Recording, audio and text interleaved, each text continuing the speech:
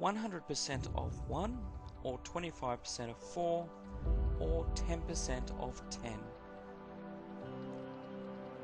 Leverage or risk minimization. Now let's say you are a dairy farmer. To optimize your returns, you want each of the cows in the herd to have a rating of 10 for milk production.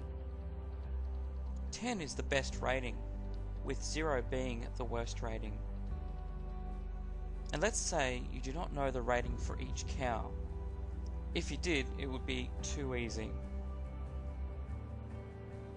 If you knew the ratings just by those cows with a rating of 10, the highest rating, finally a rating of 3 or below means you make no return or 0 return. What if there were 10 cows available with different production ratings as follows? Now let's look at this table. We have 10 cows and each has a rating. Each has a loss and gain value and a loss and gain percentage. In the table A, you have a risk of 4 out of 10, which is 40%. That you will pick a cow that will be a loss or 0 producer. Or looking at it the other way, you have a 6 out of 10, 60% chance that it will return profit greater than 0. Lastly, you have 2 out of 10, 20% chance that it will be an optimum result. There are 2 cows with a rating of 10, but what if one of these were to get a disease and die? Risk. How do we stop risk spoiling our investments? You buy a great stock in the share market and it suddenly disappears as fast as it came to your attention. Or you purchase one investment property and it is found to have termites. Or that it has been decided that it will be acquired by the local government for a new highway, tunnel, or sports facility. And if you were lucky enough to pick a cow with a rating of 10 last time, what is your chance that the next one will be a 10? There is only a 1 in 9 chance of that, as there is only one cow left with a rating of 10. So you have a 11% chance, down from 20% chance. But more importantly, if you picked a 10 the first time, your chance of picking a lost cow now is 4 out of 9, or up from 40% to 44%. So, these are your risk factors when you're looking to make an investment decision. So, do you take the risk of purchasing one cow or 10 cows? If you buy one, you could end up with a lost cow or a profit cow. If you end up with a profit cow, it might be either be a low profit or the highest profit. Syndication, or otherwise known as risk minimization principle, says that buying into a syndicate will mean that your average will be on the gain side given a spread of possible results, like in the table. To show this, let's also say you only have enough money to buy the equivalent of one cow. What would you rather do as a long-term investment? Take the risk of buying one cow or buying 10% of a syndicate that owns all of these 10 cows?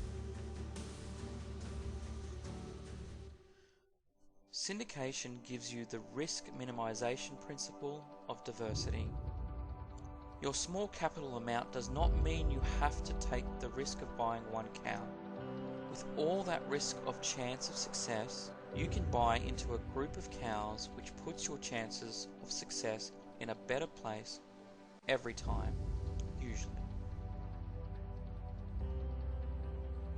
Now, Richard Branson said, "So what if you make 49 mistakes and lose? As long as you made 51 good choices out of the 100, you will have won. If you lose, move on and make the next decision a good one. Chances will increase that it will be successful based on the laws of averages, which is what Table A attempts to explain. As long as there are more good cows than bad cows, and you buy the whole herd, you will win. But if you cannot afford to buy the whole herd, then buy a syndicate share of the herd. If there were 10 professional practices, then likewise they are likely to have 10 different rates of return. So what do you do?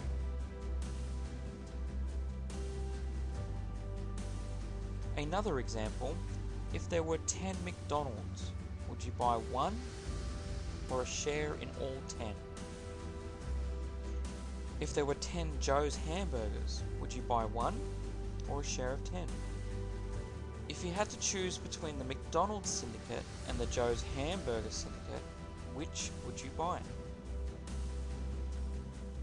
This is not rocket science. It is using the law of averages to minimize risk, or better still, to increase your certainty of positive returns. Now, let's look at tax effectiveness.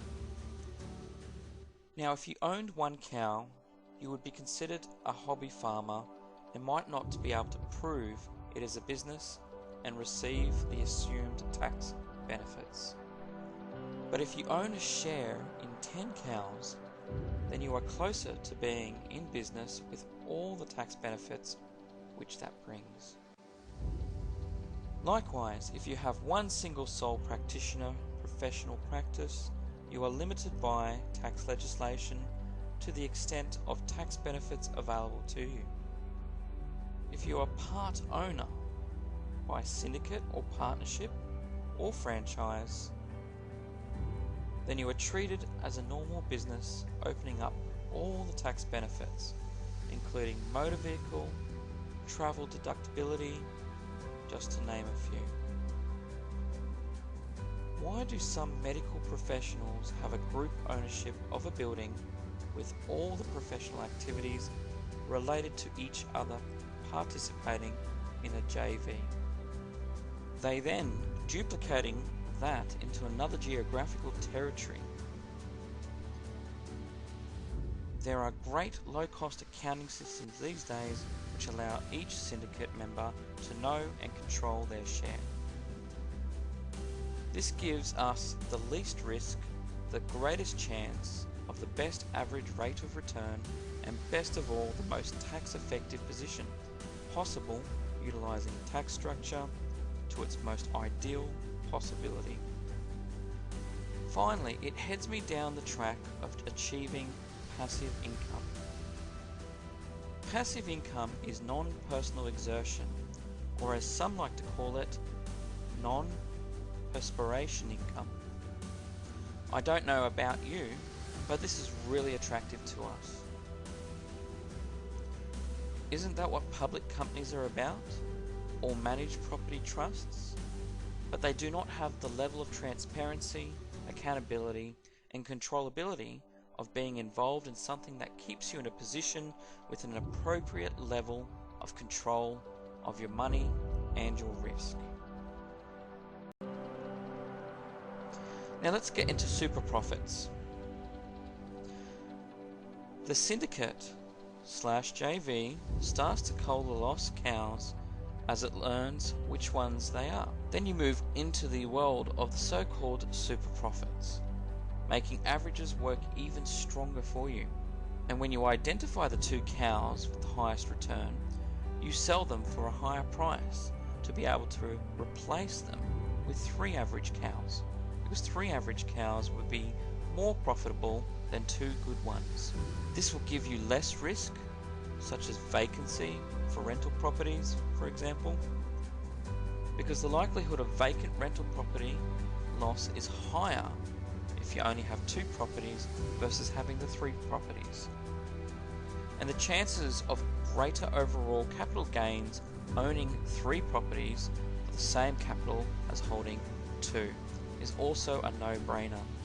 So now you know how to increase your chance of success with minimum investment, exposure in any sector. If you're interested, give us a call today at JTAX National Accounting and Financial Solutions.